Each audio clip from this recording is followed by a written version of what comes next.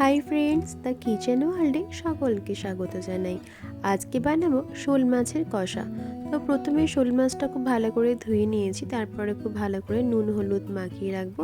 সঙ্গে দেব 2 table spoon মতন সর্ষের তেল। ভালো করে মাখিয়ে রেখে দেবো প্রায় 1 থেকে 2 ঘন্টা মতন। ঢাকা দিয়ে রেখে দিলাম। এর জন্য একটা মশলা বানাবো।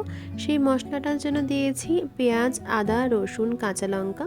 এটা সম্পূর্ণ আমি পেস্ট করে রেখে দেবো। এবারে কড়াইয়ে সর্ষের তেল গরম করে খুব ভালো করে গরম হয়ে যাওয়ার পর মাছগুলো আমি একে একে দিয়ে দেবো। যেহেতু অনেকগুলো মাছ ছিল, তার জন্য আমি দুভাগে মাছগুলো ভেজেছি। প্রথম ভাগের মাছটা খুব ভালো করে লাল করে ভাজা হয়ে গেছে, এবারে আমি তুলে রাখছি। এবারে আমি দিয়ে দিলাম সেকেন্ড লটের মাছগুলো। ভালো করে ভাজা হয়ে গেছে। এবার ওই তেলের মধ্যে কোনো ফোড়ন আমি এখানে ব্যবহার করব না। এবারে আমি স্লাইস করে রাখা পেঁয়াজগুলো ব্রাউন করে ভেজে নেব। খুব লাল করে না ভাজলেও হালকা ভাজলেই হবে। পেঁয়াজটা হালকা ভাজা ভাজা হয়ে আসলে তারপরে আমি দিয়ে দেবো আদা, রসুন, কাঁচা লঙ্কা এবং টমেটোর পেস্টটা। এবং কাঁচা গন্ধ না যাওয়া অবধি মশলাটা কন্টিনিউয়াসলি আমি কষতে থাকবো। যত কাঁচা গন্ধ চলে যাওয়ার পর অল্প একটু জল দেব। ওই মশলা বাটি ধুয়ে রাখা জলটাই আমি এখানে ব্যবহার করব। এরপরে আমি একে একে গুঁড়ো মশলাগুলো অ্যাড করছি, যেমন হলুদ গুঁড়ো, ধনে গুঁড়ো, জিরে গুঁড়ো এবং কাশ্মীরি লঙ্কার গুঁড়ো, কাশ্মীরি মির্চ যেটা আমি বলি। এবারে যাতে মশলাটা নিচে লেগে না যায়, তার জন্য অল্প একটু এখানে জল অ্যাড করে দিয়েছি। খুব ভালো করে কষিয়ে নিতে হবে, যতক্ষণ না তেল ছাড়ছে ততক্ষণ আমি মশলাটা কষিয়ে নেব এইভাবে। তারপরে আবারও অল্প একটু জল দিয়ে আবারও খুব ভালো করে নাড়িয়ে চাড়িয়ে আমি ঢাকা দিয়ে দেবো 5 থেকে 7 মিনিটের জন্য। 5 থেকে 7 মিনিট পরে ঢাকনা খুলে দেখলাম অল্প একটু তেল ছেড়েছে।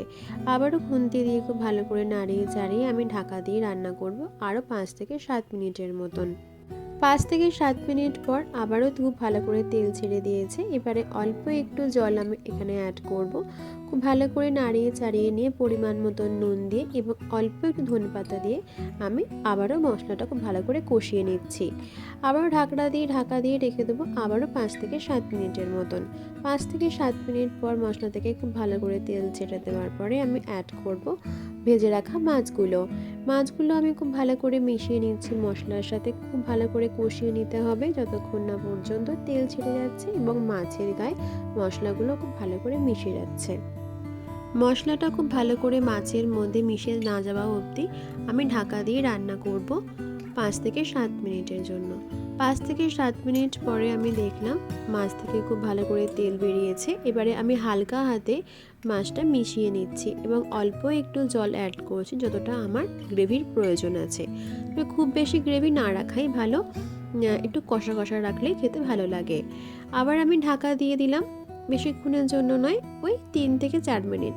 তারপরে আবারও আমি হালকা হাতে নাড়িয়ে নিলাম এবং ওপর থেকে ছড়ালাম অল্প একটু ধনেপাতা। এতে খেতেও খুব ভালো লাগবে এবং খুব টেস্টি হবে। কেমন লাগলো আজকের এই রেসিপিটা অবশ্যই কিন্তু আমায় কমেন্ট বক্সে জানাবেন। ভালো লাগলে লাইক করবেন। ভালো থাকবেন।